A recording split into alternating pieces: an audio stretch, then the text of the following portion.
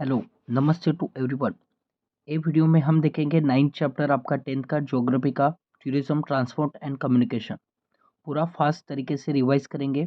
इसमें मैंने previous year question paper भी इंक्लूड की है, मैपिंग भी की है और पूरा यहाँ पर फर्स्ट पेज से लास्ट पेज तक यहाँ पर क्विक रिवाइज किया हुआ है, जो जो भी इम्पोर्टेंट है। ओके, तो इसे देखिएगा। अभी तक कुछ नहीं पढ़ा तो ये देखिएगा। तो यहाँ पर देखिएगा फर्स्ट पेज पर यहाँ पर आपको क्या किया है, टूरिज्म के बारे में बताया है। इस चैप्टर में पहले टूरिज्म पढ़ना है, ट्रांसपोर्ट पढ़ना है और कम्युनिकेशन। और कौन से दो यहाँ पर हमारे लिए देश है, एक प्यारा हमारा भारत और दूसरा क्या है, ब्राज़ील। ओके, हाँ। तो यहाँ पर इसमें बताया गया है कि कौन से ऐसे फैक्टर से make good tourist place. Brazil को ऐसे कौन से फैक्टर है कि ब्राज़ील को एक गुड टूरिस्ट प्लेस बनाते हैं। ओके, ये पूछा है। और उसके बाद में पूछा है कि वहाँ पर कौन से टाइप का टूरिज्म डेवलप हुआ है, ये बाद में देखेंगे। ओके, तो सबसे पहले यहाँ पर देखिएगा क्या है। यहाँ पर उन्होंने ऐसे आपको एग्जाम के लिए ग्राफ पूछ सकते हैं वो लोग। ओके, और आपको क्या करना है, ये आंसर ऐसे ग्राफ में देखकर आंसर क्या करना है, देने हैं। ओके, तो यहाँ पर देखिएगा क्या क्या है। तो सबसे पहले उन्होंने फर्स्ट क्वेश्चन, देखो एग्जाम में एक ग्राफ आता है और ऐसे क्वेश्चन आते हैं और आपको कैसे डील करना है मैं आपको बताता हूँ। Okay, which country attracted more international tourist in 1995, यानी कि यहाँ पर देखिएगा ये है 1995। यहाँ पर क्लियर नहीं दिख रहा होगा तो आप आपके बुक में देखिएगा। 1995, ये जो रेड वाला है ये इंडिया के बारे में बताया गया है और ये जो ब्लू वाला है वो ब्राज़ील के बारे में बताया गया है कि कितने टूरिस्ट वहाँ पर गए थे देखने के लिए। ओके, तो 1995 तक देखो यहाँ पर ऑलमोस्ट सेम है। क्या है, ऑलमोस्ट सेम है। तो आपको ऐसा लिखना है कि ऑलमोस्ट सेम है। उसके बाद में सेकेंड क्वेश्चन यहाँ पर दिखेगा, ऐसी कौन सी कंट्री है, which country did more international tourist. हाँ, 2000 पर, मतलब यहाँ पर 2000 में सबसे ज़्यादा कहा, ये क्या है, ब्लू किसका है, ये ब्राज़ील का है। तो 2000 में सबसे ज़्यादा कहाँ गए थे टूरिस्ट, ब्राज़ील का, इंडिया नहीं, ब्राज़ील गए थे। ओके, हाँ। बाद में देखिएगा 2010 के बाद क्या हो जाता है। यहाँ पर देखो 2010 के बाद ये ब्राज़ील का ग्राफ नीचे रह जाता है और इंडिया अचानक से ऊपर पहुंच जाता है। तो यहाँ पर 2010 में सबसे ज़्यादा टूरिस्ट कहाँ विजिट करते हैं, हमारे प्यारे देश में, इंडिया में। ओके, और बताइएगा what was the number of international tourist in 2015। हाँ, ओके। तो उन्होंने पूछा है कि 2015 में क्या हाल है। तो देखिए 2015 में क्या हाल है, देखो ये इंडिया अप्रोक्सीमेटली यहाँ पर पहुँच गया है, यानी कि ब्राज़ील से बहुत आगे चला गया है। तो यहाँ पर देखो इंडिया 130 लाख के करीब पहुंच गया है, इंटरनेशनल टूरिस्ट वहां पर आए थे, और ब्राज़ील का क्या है, सिर्फ 50 लाख है। ओके, और उन्होंने वही बताया है। यहाँ पर बाद में देखिएगा, हाँ, ऐसे कौन से रीजन थे जो इंडिया में ज़्यादातर टूरिस्ट 2010 से इंक्रीज होने लगे। तो यहाँ पर देखिएगा इसका नेक्स्ट आंसर दिया है नेक्स्ट पेज पर। तो यहाँ पर देखिए क्यों यहाँ पर ज़्यादा टूरिस्ट विजिट करने लगे, क्यों, क्योंकि हमारा हेरिटेज एडवेंचर करने के लिए, यहाँ पर कल्चर देखने के लिए, हेल्थ, बिजनेस टूरिज्म बढ़ गया, इको टूरिज्म बढ़ गया। ओके, तो इसलिए यहाँ पर बाहर से लोग हमारे यहाँ आने लगे। और 2010 से हमारे यहाँ पर जो टूरिस्ट आ रहे हैं इंटरनेशनल, उनकी क्या है, उनकी बहुत बड़ी संख्या है। ओके, इतना समझा आपको। हाँ, तो चलो फिर से देखते हैं कि अभी क्या क्या है यहाँ पर।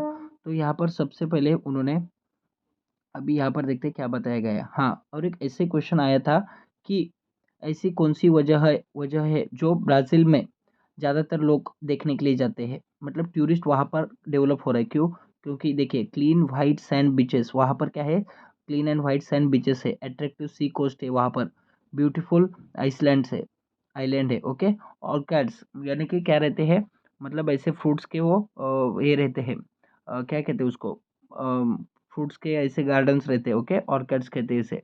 Deep dense forest of Amazon, Amazon का फॉरेस्ट है वहाँ पर, वेरियस वहाँ पर बर्ड्स एनिमल ये जो है वो अट्रैक्ट करते हैं इंटरनेशनल टूरिस्ट को। ओके, और उनकी कैपिटल कौन सी, Brasilia and Rio de Janeiro, ये दो शहर है, वहाँ पर लोग बहुत सारे देखने के लिए जाते हैं। तो हमारा फर्ज बनता है कि एक बार हम जरूर मैपिंग करें रियो de Janeiro and the Brasilia. Okay, तो यहाँ पर देखिएगा आपको वो मैपिंग के लिए पूछ सकते हैं कि रियो डी जेनेरो कहाँ पर है।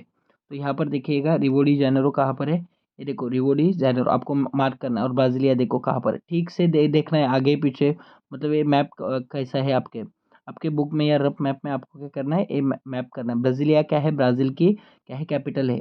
और यहाँ पर रियो डी जेनेरो ये क्या है, टूरिस्ट प्लेस है। ओके, इतना समझा आपको। चलो देखते हैं फिर से कहाँ थे हम। हम पूरा यहाँ पर रिवाइज करेंगे। उसके बाद में देखिएगा उन्होंने क्या बताया है। यहाँ पर देखिएगा, अभी दूसरे ग्राफ के ऊपर हम आ जाते हैं। हाँ, आपको पता चल गया ना क्यों लोग आने लगे हैं। हाँ, और क्या है, और एक साओ पाउलो। साओ पाउलो कहाँ पर है, देखो फास्टली देखते हैं। देखिए साओ पाउलो यहाँ पर नीचे है। ऐसे ही आपको क्या करना है, ये देखो साओ पाउलो। साओ पाउलो कहाँ पर है आपका, ये देखो साओ पाउलो यहाँ पर। ओके, ये ब्राज़ीलिया है, ये रियो डी जेनेरो है, और ये साओ पाउलो है। इनकी वजह से लोग बहुत सारे ब्राज़ील में विजिट देने लगे हैं। ओके। अभी देखते हैं नेक्स्ट क्या आपके बुक में बताया गया है। यहाँ पर देखिएगा, साओ पाउलो एक है लार्ज सिटीज़ है, वो अट्रैक्ट करते हैं बहुत सारे टूरिस्ट को। इसकी इसकी वजह से टूरिज्म है वो इम्पोर्टेंट इकोनॉमिक एक्टिविटी बन गया है कंट्रीज में। ओके। और देखिए, sensitivity to the natural resource, मतलब ब्राज़ील ने नेचुरल रिसोर्सेज को देखकर उन्होंने क्या डेवलप किया है, इको टूरिज्म। मतलब क्या, उनके नेचुरल रिसोर्स को कोई हानि नहीं पहुंचनी चाहिए। तो वो हाँ, तो कौन सा टाइप है ब्राज़ील का डेवलप हो रहा है, वो इको टूरिज्म। कौन सा, इको टूरिज्म। ओके, बस इतना समझा आपको। अभी देखो यहाँ पर क्या है नेक्स्ट। नेक्स्ट एक ग्राफ काफ़ी इंपॉर्टेंट है। ये ग्राफ काफ़ी इंपॉर्टेंट है। ऐसे ही ग्राफ आपको वो एग्जाम में आएंगे और ऐसे ही क्वेश्चन पूछेंगे।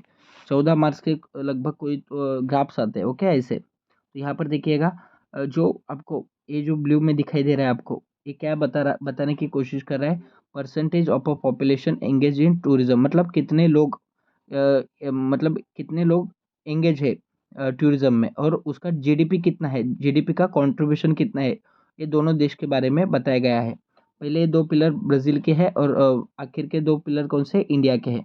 तो चलिए देखते हैं क्या क्या बताया गया है, क्या क्या पूछा है हमें। तो यहाँ पर देखिएगा, एक ग्राफ सबसे पहले क्या मतलब कौन से टाइप का है, तो ये बार ग्राफ है। कौन सा टाइप है, बार ग्राफ का ए है। Okay, what does the bar graph show, bar graph क्या बता रहा है हमें, percentage of population engage in tourism, tourism में कितने परसेंटेज लोग काम कर रहे हैं।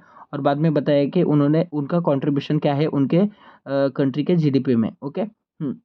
यहाँ पर क्या बताया गया है, which country tourism has larger share in the, हाँ, मतलब ऐसी कौन सी कंट्री है उसका लार्जर शेयर है उसके देश के जीडीपी में। तो कौन है, ब्राज़ील है। कौन है, ब्राज़ील। तो देखो ये जो रेड में बताया गया वो क्या है, वो यहाँ पर जीडीपी शो कर रहा है। तो ये क्या है, ब्राज़ील का है, और ये इंडिया का। देखो इंडिया का सिर्फ इतना ही है, और ब्राज़ील का देखो कितना बड़ा है।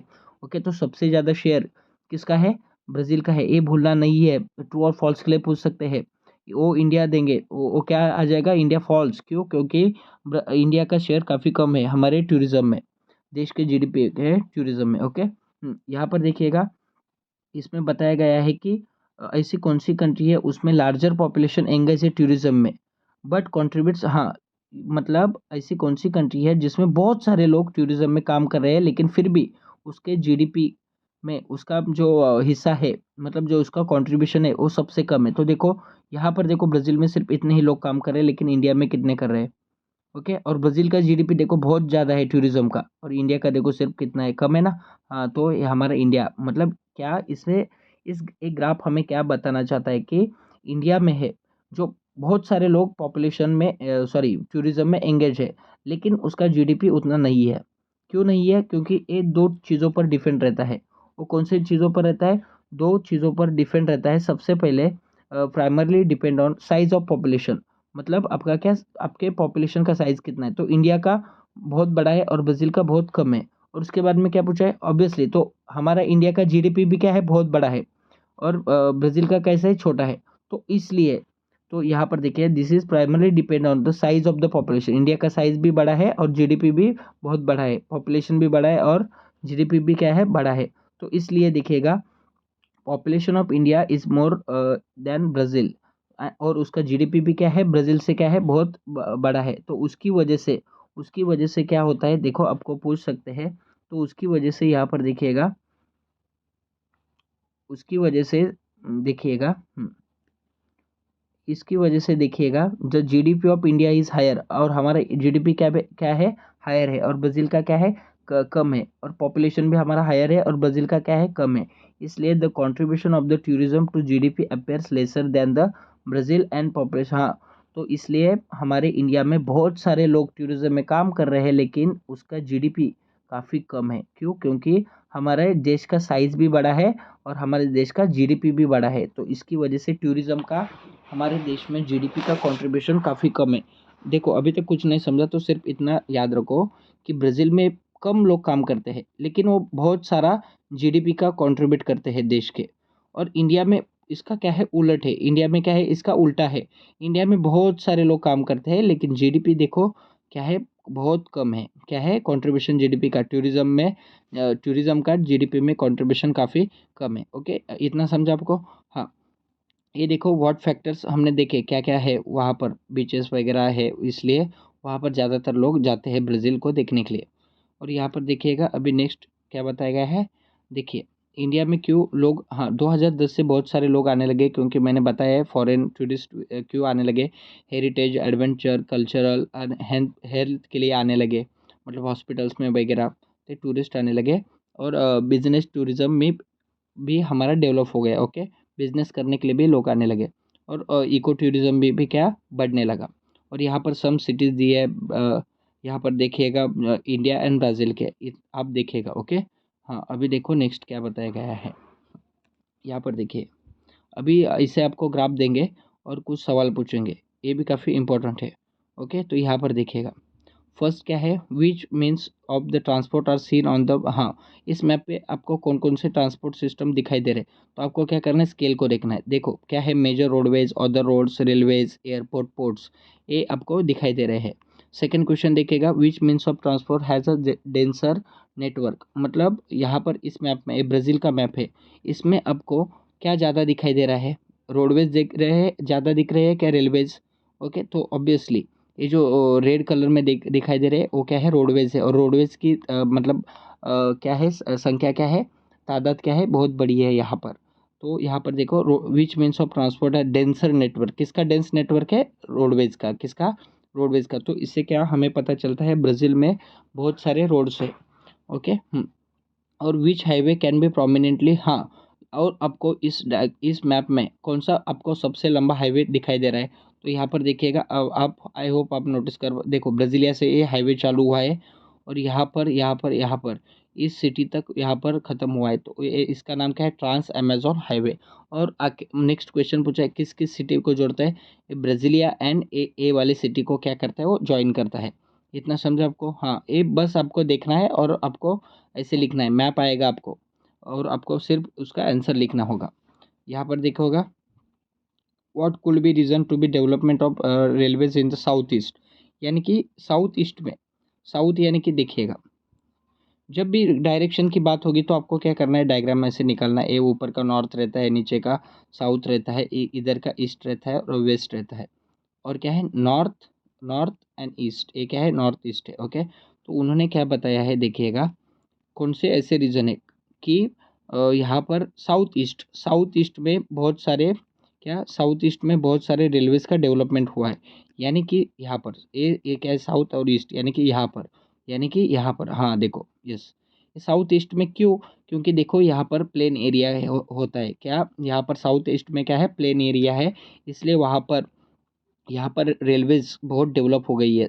तो ऐसे भी पूछ सकते हैं कि ऐसे कौन से पार्ट है ब्राज़ील का, वहाँ पर रेलवेज का अच्छी तरीके से डेवलपमेंट हुआ है, तो कौन सा है वो पार्ट, साउथ ईस्ट है। कौन सा पार्ट है वो, साउथ ईस्ट है। क्यों? क्योंकि वहाँ पर प्लेन एरिया है और टूरिस्ट प्लेसेस भी है, रियो डी जेनेरो, ब्राज़ीलिया कैपिटल, हमने मैपिंग की है ना, फिर से एक बार देखिएगा मैप में जाकर।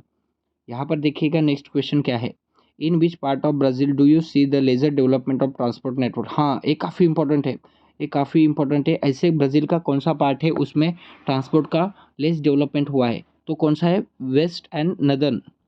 तो यहाँ पर देखो, यहाँ पर देखो आपको इस नदर्न वाले पार्ट पे कोई कुछ दिखाई दे रहा है क्या, नहीं। रेलवेज, रोडवेज वगैरह है क्या, नहीं।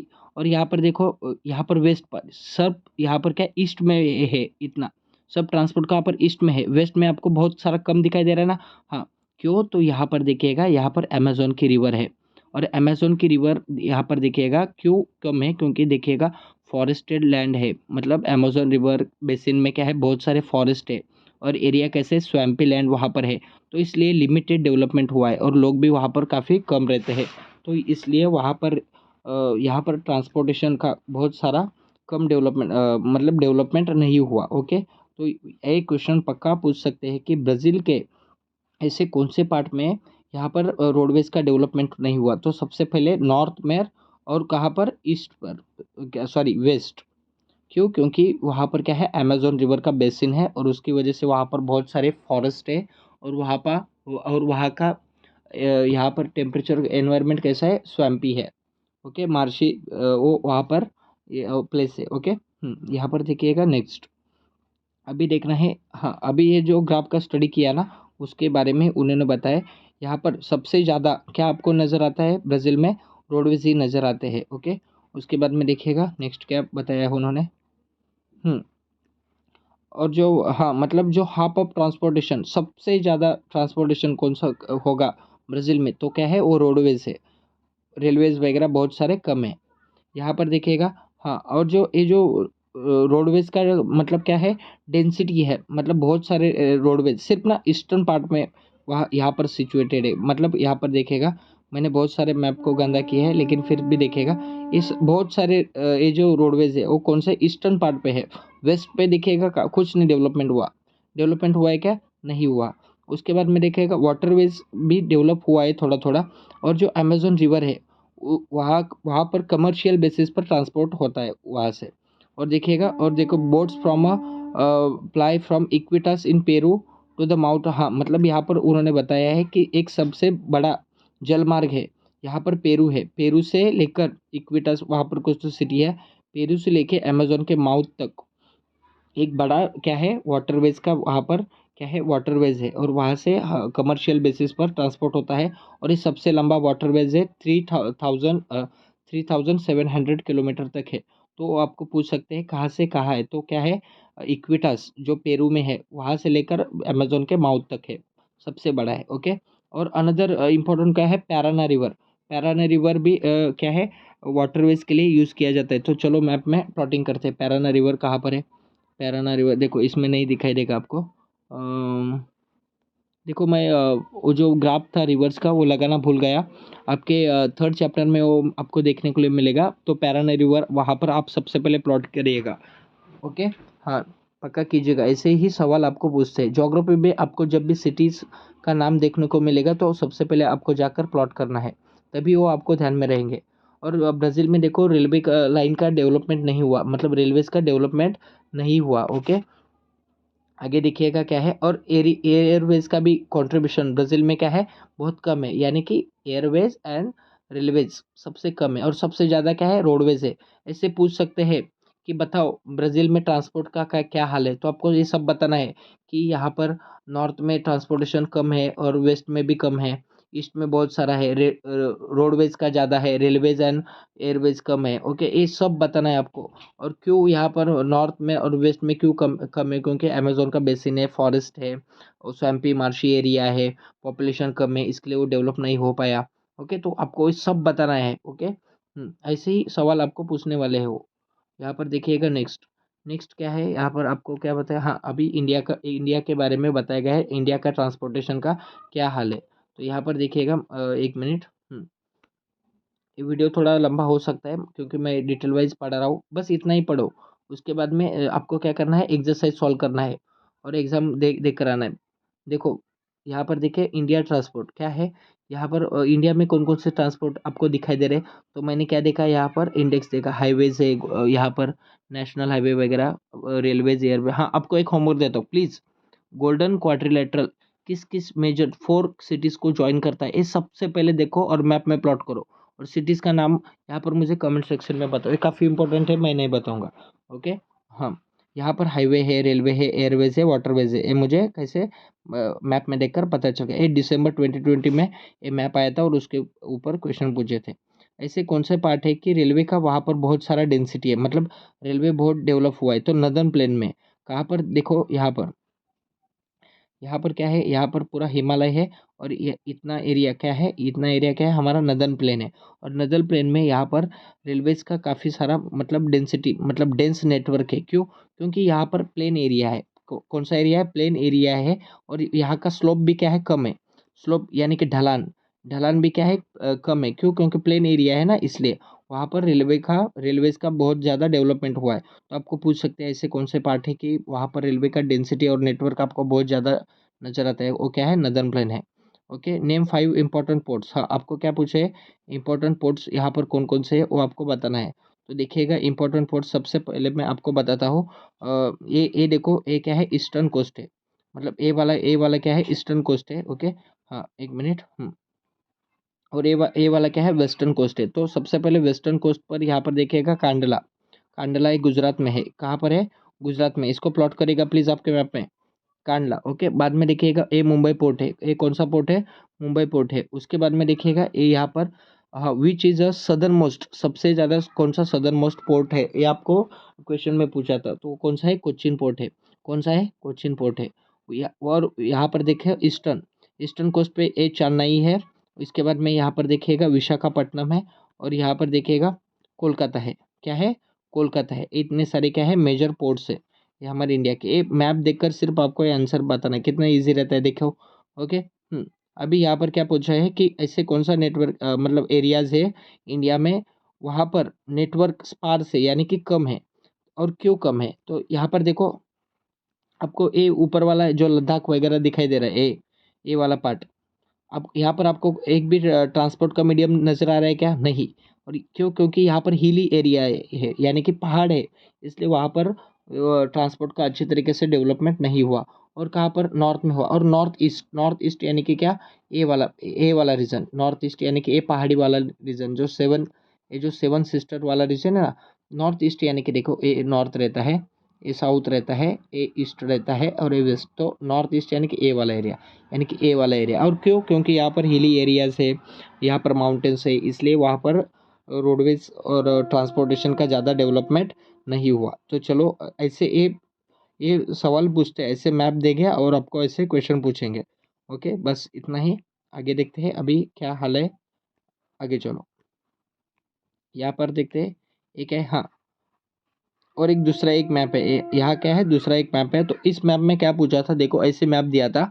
और ये क्या है, रेलवेज बता रहा है, रेलवे के रूट बता रहा है और एयरपोर्ट के बारे में बता रहा है। ओके। तो ऐसे कौन से दो स्टेट है वहाँ पर रेलवे नहीं है, रेलवे लाइन बिल्कुल भी नहीं है। तो यहाँ पर देखिए, एक क्या है, सिक्किम। मैप में प्लीज प्लीज प्लीज प्लॉट करेगा, ये प्रीवियस ईयर में आया था सिक्किम को प्लॉट करने के लिए। तो और कौन सा है, सिक्किम। और यहाँ पर देखो मिजोरम है, मिजोरम में भी रेलवे लाइंस नहीं है। तो ऐसे पूछ सकते हैं आपको। ओके। हाँ, और देखो यहाँ पर मैंने बताया ना, नॉर्थ प्लेन में सबसे ज़्यादा यहाँ पर जो रेलवेज का लाइन है, वो नेटवर्क है, वो सबसे ज़्यादा है। क्यों, क्योंकि वो क्या है, प्लेन एरिया है, वहाँ का स्लोप क्या है, कम है। वहाँ का स्लोप क्या है, कम है। तो ऐसे क्वेश्चन आपको पूछ सकते हैं। ओके, तो यहाँ पर देखिएगा, नेक्स्ट नेक्स्ट अभी क्या बताया गया है। ओके, हाँ, यहाँ पर देखिएगा, एज कम्पेयर टू ब्राज़ील, अगर हम ब्राज़ील से कंपेयर करते हैं तो इंडिया का ट्रांसपोर्टेशन का नेटवर्क कैसे है, बहुत ज़्यादा डेंस है। 85%, मतलब 85% जो पैसेंजर और 70% फ्रीट, यानी कि फ्रीट ट्रैफिक, यानी कि क्या, जो प्रोडक्ट्स का मतलब क्या रहता है, ट्रांसपोर्टेशन प्रोडक्ट्स, बड़े बड़े प्रोडक्ट्स वगैरह रहते हैं ना, उसका, वो ना हम कैरी करते हैं रोड्स पर, मतलब यानी कि ब्राज़ील में ब्राज़ील में जितने ज़्यादा रोडवेज है, उससे कई गुना ज़्यादा हमारे इंडिया में है। वो भी क्या है, पूरे डेवलप है। ओके। और रेलवेज भी हमारे इंडियन इकोनॉमी के ग्रोथ के लिए काफ़ी इंपॉर्टेंट है, और उसका भी यहाँ पर अच्छी तरीके से डेवलपमेंट हुआ है। ओके। और जो रेलवे नेटवर्क है, लेस डेंस है, कहाँ पर, हिली स्टेट्स पर। मैंने बताया कौन कौन से है, यहाँ पर मैंने ऊपर बताया। और नॉर्थ ईस्टर्न स्टेट भी आपको बताया। और सेंट्रल पार्ट ऑफ इंडिया मतलब वो मध्य प्रदेश वाला एरिया वगैरह, क्योंकि वहाँ पर पूरा फॉरेस्ट वाला रीजन है। और राजस्थान में भी क्या है, कम है। क्यों, क्योंकि वहाँ पर क्या है, डेजर्ट है, इसलिए। और वहाँ पर कोई कंपनीज वगैरह भी नहीं है, तो वहाँ पर क्यों भला हम रेलवे वगैरह वहाँ पर सेटअप कर देंगे। ओके। और सबसे ज़्यादा डेंस कहाँ पर है, नॉर्दर्न इंडियन प्लेन में। मार्च 2019 में पूछा था, क्यों ज़्यादा है, तो प्लेन एरिया है, स्लोप कम है, बस इतना समझा। हाँ, तो रेलवे एक क्या है, इंपॉर्टेंट है हमारे इंडिया में। और यहाँ पर देखिएगा, वाटर बेस भी डेवलप हुआ है, लेकिन जो इनर, मतलब सिर्फ 1% ही हम उसका कंट्रीब्यूशन है कंट्रीज में। ओके, हमारे कंट्री में वाटरवेज के ट्रांसपोर्टेशन का सिर्फ 1% ही है। और ज़्यादातर हमारा ट्रांसपोर्ट होता है इंटरनेशनल से, वो कहाँ से होता है, हमारे सी के थ्रू से होता है, ओके, हमारे रिवर के थ्रू नहीं होता। तो वहाँ पर ब्राज़ील में अमेज़न रिवर से होता था पूरा, लेकिन यहाँ पर हमारे यहाँ पर रिवर से नहीं होता, सीज से होता है, बस इतना याद रखो, ओके। और यहाँ पर देखो हमारे एयरवेज भी और रेलवे लाइंस भी ब्राज़ील से बहुत ज़्यादा डेवलप है। और यहाँ पर पोर्ट कौन कौन से है, वो भी पूछ सकते हैं कि ऐसे एक सवाल पूछा था कि ऐसा कौन सा एयरपोर्ट है जो सबसे नॉर्थ में है, तो कौन सा है, दिल्ली एयरपोर्ट है। कौन सा है, दिल्ली। क्यों नॉर्थ, यानी कि ऊपर वाला नॉर्थ रहता है, नीचे वाला साउथ, यहाँ का ईस्ट और यहाँ का वेस्ट, ओके। हाँ, यहाँ पर देखिए आगे क्या है आपको बताया गया है, यहाँ पर देखिएगा। अभी आपको ना बस अभी थोड़ी देर में ख़त्म होने वाला ही है। अभी आपको ना टाइम जोन के बारे में पढ़ना है। किसके बारे में पढ़ना है, टाइम जोन के बारे में यहाँ पर पढ़ना है। तो यहाँ पर देखिएगा ऐसे आपको मैप देंगे और आपको पूछेंगे। तो यहाँ पर देखिएगा हाउ मेनी डिविजन्स, आपको कितने डिविजन्स नज़र आ रहे हैं इस वाले मैप में। तो यहाँ पर देखो आपको फोर फोर डिवीजन नज़र आ रहे हैं। कौन कौन से, A1 2 3 एंड द फोर, ये फोर डिवीजन हमें नज़र आए। और ये क्या शो कर रहे हैं, तो टाइम लाइन शो कर रहे हैं। क्या टाइम जोन के मतलब टाइम डेट लाइन शो कर रहे हैं। कौन सा date line, sorry time line यहाँ पर शो कर रहे हैं, मतलब ओके, हम बाद में देखेंगे क्या है। यहाँ पर देखिएगा, हाँ, ये टाइम जोन बताते हैं ब्राज़ील के। तो एक कितने टाइम जोन है ब्राज़ील में, ब्राज़ील में कितने टाइम जोन है देखिएगा, एक मिनट। ब्राज़ील में ना यहाँ पर ब्राज़ील में देखो फोर टाइम जोन से, कितने टाइम जोन से, फोर, कितने टाइम जोन से, फोर टाइम जोन है। और यहाँ पर देखो, हाँ, और ए वाला रेड वाला क्या शो कर रहा है, तो आपको ये ब्राज़ील का ना एक इम्पोर्टेंट मतलब ऑफिशियल टाइम जोन है। वो क्या है, रेड वाला लाइन क्या शो कर रहा है आपको, ऑफिशियल टाइम जोन वहाँ पर बता रहा है। तो ब्राज़ील का ऑफिशियल टाइम जोन ये रेड लाइन बता रही है, ओके। और उन्होंने पूछा है how many minutes this part ahead others. हाँ, तो ये जो रेड वाला लाइन है, ये दूसरों से मतलब ये कितने का डिफरेंस है इन इन दोनों में, इन दोनों में, यानी कि यहाँ पर देखिएगा इस वाले टाइम लाइन में और इस वाले टाइम लाइन में कितने का डिफरेंस है। तो अप्रॉक्सीमेटली 168 का, कितना है, 168, मतलब ए वाला यहाँ का जो सिटी है, यहाँ का सिटी है, उनके बीच में कितने का डिफरेंस है, तो कितना का है, 168 मिनट्स का इतना डिफरेंस है, ओके। हाँ, और उन्होंने देखा क्या पूछा है, what does the term behind the GMT. हाँ, यानी कि जीएमटी यानी कि क्या, देखो जीएमटी यानी कि देखो यहाँ पर ए हमारा अर्थ रहता है, ये क्या रहता है, अर्थ रहता है ऐसे। और यहाँ पर एक 0 डिग्री लाइन है, GMT कहते हैं, ग्रीनविच मीन टाइम इसको कहते हैं, ओके। हाँ, और इसके यहाँ पर ईस्ट पर जितने भी कंट्रीज रहेगा वो इस GMT के आगे रहेंगे। फॉर एग्जांपल हमारा इंडिया 82 डिग्री 30 मिनट ये ईस्ट, ये हमारा इंडिया का टाइम लाइन है, इंटरनेशनल टाइम जोन है। तो जब भी मतलब यहाँ यहाँ का टाइम और यहाँ का टाइम हम क्या है, इनके 5 hours 30 minutes 5 hours 30 minutes आगे है। इंडिया क्या है, आगे है, क्यों, क्योंकि हम ईस्ट में है इसलिए। लेकिन ब्राज़ील देखो वेस्ट में है, इसके क्या कहाँ पर है, वेस्ट में है। तो क्या रहेगा, बिहाइंड रहेगा, क्या रहेगा, बिहाइंड रहेगा। तो इसलिए उन्होंने पूछा है कि क्या, क्यों, मतलब क्यों बिहाइंड है, क्योंकि यहाँ पर जो ब्राज़ील है वो वेस्टर्न पार्ट पे है, क्या है, वेस्टर्न एंड पर है, इसलिए, ओके। इसलिए वो क्या है, इस GMT के टाइमलाइन से क्या है, पीछे है। इतना समझा। और वो कितना पीछे है, तो बाद में देखेंगे वो कितना पीछे है, ओके। बस अभी इतना याद रखो। अभी देखो नेक्स्ट, यहाँ पर क्या बताया गया है, हाँ, उन्होंने बताया गया है कि 2 hours 48, यानी कि ए वाली सिटी, एक मिनट, ए वाली सिटी और ए वाली सिटी इनके बीच में कितने का मतलब टाइम का डिफरेंस है। तो देखो कितने का डिफरेंस है, 2 hours 48 minutes का इतना डिफरेंस है। तो इसलिए ब्राज़ील में एक ही टाइम लाइन होना चाहिए, इसलिए एक एक मेन टाइम लाइन है, ओके। और बाकी के कितने, और तीन अलग अलग है, तो कितने। हाँ, और ये जो मेन टाइम लाइन है, मान लो यहाँ पर ग्रीनविच का मेन टाइम जोन है यहाँ पर 0 डिग्री पर, और ये ब्राज़ील का हमारा ये मेन टाइम जोन है। और इसके एक कितना पीछे है, ये इंटरनेशनल ब्राज़ील का कितना पीछे है, तो 3 hours पीछे, कितना आवर्स पीछे है, 3 hours पीछे है, कितना, 3 hours पीछे है। मतलब यहाँ पर 12 बजेंगे, 12 बजेंगे, तो यहाँ पर कितने बजेंगे, यहाँ पर 9 बजेंगे, कितने बजेंगे, 9 10 11 12, यहाँ पर कितने बजेंगे, सुबह के 9 बजेंगे। ऐसे क्यों, क्योंकि ये क्या है, ब्राज़ील पीछे है, क्यों, क्योंकि ये वेस्ट में है, ये क्या है, वेस्ट में है। बस इतना समझ आपको ओके, तो यहाँ पर बताया गया है, अभी कम्युनिकेशन के बारे में बताया गया है, ये इतना इम्पोर्टेंट नहीं है, ये आप पढ़ लीजिएगा। इसमें क्या क्या बताया है कि ब्राज़ील में भी अभी कम्युनिकेशन काफ़ी डेवलप हो रहा है, टेलीविज़न ब्रॉडकास्टिंग वगैरह, कंप्यूटर वगैरह, इंटरनेट एक्सेस भी बढ़ने लगा है। ओके, और मोर देन 45% ब्राज़ीलियन के पास अभी इंटरनेट पहुँच गया है। ओके, और जो north and north west region थे, वहाँ पर थोड़ा सा क्या है, लेस डेवलप है। क्या है, लेस डेवलप है, लेकिन वहाँ पर भी टेलीकम्युनिकेशन अभी पहुँच रहा है। यानी कि नॉर्थ, यानी कि अमेज़न के बेसिन में वगैरह, जंगल में वगैरह नेटवर्क पहुँच रहा है, इस ऐसे इस बुक का कहना है। और इसके बाद में देखिएगा, लेकिन ब्राज़ील के पास सैटेलाइट भेजने के लिए ऐसी कोई उनकी एजेंसी नहीं है। जैसे कि हमारे पास इसरो है, अमेरिका के पास नासा है, लेकिन ब्राज़ील के पास ऐसे कुछ नहीं है। ओके, हाँ। और यहाँ पर इंडिया के जो कम्युनिकेशन स्टेट, अभी हम देखते हैं इंडिया में क्या कम्युनिकेशन का हाल है। तो यहाँ पर भी देखिएगा, इंडिया में भी अच्छे तरीके से क्या है, कम्युनिकेशन डेवलप हुआ है। लेकिन उससे पहले क्या उन्होंने पूछा है, स्टैंडर्ड टाइम जोन के बारे में हमें पूछा है। तो यहाँ पर देखो, मैं सबसे पहले आपको बताता हूँ ये क्या है। इंडिया में कैसे हमारा टाइम जोन यहाँ पर डिसाइड किए गए हैं। तो यहाँ पर देखिएगा, ये देखो, अरुणाचल प्रदेश और गुजरात, ये इतना बड़ा एक्सटेंट है ना। हाँ, और इनके बीच में 2 आवर्स का डिफरेंस है। यानी कि ये 2 आवर्स आगे रहेंगे, क्यों? क्योंकि ईस्ट की तरफ है ना। ओके, क्योंकि हमारा अर्थ वेस्ट टू ईस्ट रोटेट होता है। तो सबसे पहले डे कहाँ पर होगा? ईस्ट पे होगा, और सबसे बाद में गुजरात में।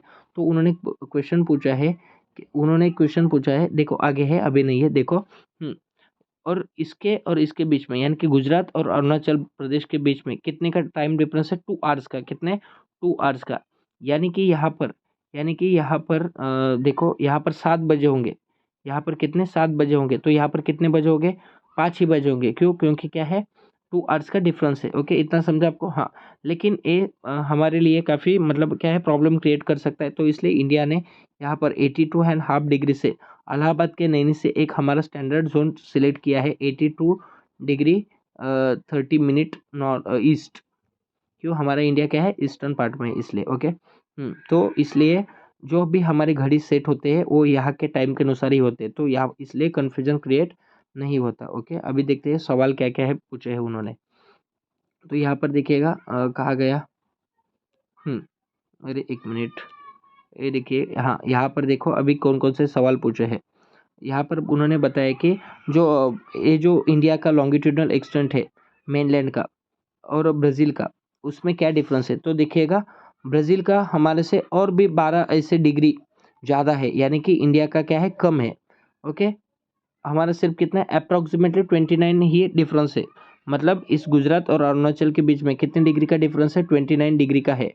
ओके, हाँ। और उन्होंने इंडिया का टाइम जोन को क्या बताया गया है, कौन सा है पूछा है? 82.5 डिग्री ईस्ट, ये क्या है, हमारा इंडिया का क्या है, टाइम जोन है। और हम आगे है, क्यों? क्योंकि GMT यानी कि ग्रीनविच मीन टाइम में 0 डिग्री का रहता है ना, हम ईस्ट में है, इसलिए हम क्या है, 5.5 घंटे आगे है। और किससे? मतलब इंग्लैंड से हमारा घड़ी है वो 5.5 आवर्स आगे है। ओके, हाँ। हमारे यहाँ पर कितने लोकल टाइम जोन है? हमारे यहाँ 29 टाइम जोन्स है, लेकिन हमारा सिर्फ एक ही इंटरनेशनल स्टैंडर्ड टाइम जोन है, वो क्या है, 82.5 डिग्री ईस्ट, वो क्या है, हमारा स्टैंडर्ड टाइम जोन है। बस इतना आपको समझा? हाँ। अभी देखो यहाँ पर ये देखो, ये मैप है आपको। ओके, हाँ। एक क्वेश्चन पूछा था, एक मिनट, मैं आपको, अभी एक खत्म हो गया चैप्टर। ओके, हाँ, लेकिन थोड़ा देखिएगा। यहाँ पर क्या है, इंडिया का भी लॉन्गिट्यूडनल एक्सटेंट बहुत बड़ा है, लेकिन ब्राज़ील से वो क्या है, कम है। यहाँ पर 2 एक्सट्रीम पॉइंट्स है, यानी कि गुजरात और अरुणाचल के प्रदेश के बीच में 2 आवर्स, यानी कि 120 मिनट्स का डिफरेंस है। 82.5 डिग्री से हमारा ईस्ट से यहाँ पर इंडियन स्टैंडर्ड जोन पास हुआ है। तो आपको ग्राफ में प्लॉट करने के लिए पूछ सकते हैं, नहीं तो फिल इन द ब्लैंक्स आपको पूछ सकते हैं। और हम कितने आगे हैं ग्रीनविच मीन टाइम से? 5:30 आवर्स, मतलब 5 आवर्स 30 मिनट्स हम क्या है, आगे है इंडिया वाले। ओके, इतना समझो आपको? हाँ, और यहाँ पर देखिएगा, हाँ। मान लो कि अभी दिल्ली में अभी कितना बजे है? 12 बजे। दिल्ली में कितने बजे है? 12 बजे है। तो ब्राज़ील में कितने बजे होंगे? तो मैं आपको बताना चाहता हूँ, इंडिया एंड ब्राज़ील में 8 आवर्स 30 मिनट्स का डिफरेंस है। कितने का है? 8 आवर्स 30 मिनट्स का। कितने का? 8 आवर्स 30 मिनट्स का। ये नोट करिएगा प्लीज़। हाँ, तो अभी इंडिया में कितने? 12 बजे, तो मैं 12 को ऐसे लिख सकता हूँ, 11:60, मतलब 11 बजकर 60 मिनट, यानी कि 12 बज गए। ओके, और हम मतलब जो ब्राज़ील है वो हम कितने से आगे हैं 8 आवर्स 30 मिनट्स। तो अभी हम इसमें से माइनस करेंगे तो हमें आंसर आ जाएगा। ओके, तो यहाँ पर कितने आ रहा है, यहाँ पर 5 आवर्स 30 मिनट्स। तो यानी कि हमारे यहाँ पर जितना 12 बजे होंगे तो ब्राज़ील में कितने बजे होंगे, 3:30 AM। कितने बजे हो गए, 3:30 AM यहाँ पर बजे हो गए। इतना कुछ इंपॉर्टेंट नहीं है, लेकिन सिर्फ इतना याद रखो 8.5 घंटे हम ब्राज़ील से क्या है आगे है, ब्राज़ील से हम 8.5 घंटे क्या है आगे हैं। ओके, बस इतना समझा। ये काफ़ी थोड़ा सा लंबा चैप्टर हो गया है क्योंकि मैंने प्रीवियस ईयर मैपिंग वगैरह सब कवर अप किया है। अभी बाकी के भी चैप्टर्स मैं जल्द ही अपलोड कर दूंगा। अगर आपको पसंद आते हैं तो प्लीज़ लाइक करिएगा, और all the best for your exam. और ये होने के बाद प्लीज़ एक बार एक्सरसाइज देखिएगा क्या क्या है, और इस पूरे पूरे सीरीज़ को फॉलो कीजिएगा, आपको पक्का अबव 35 मिलेंगे। चलो मिलते हैं नेक्स्ट वीडियो में, बाय बाय।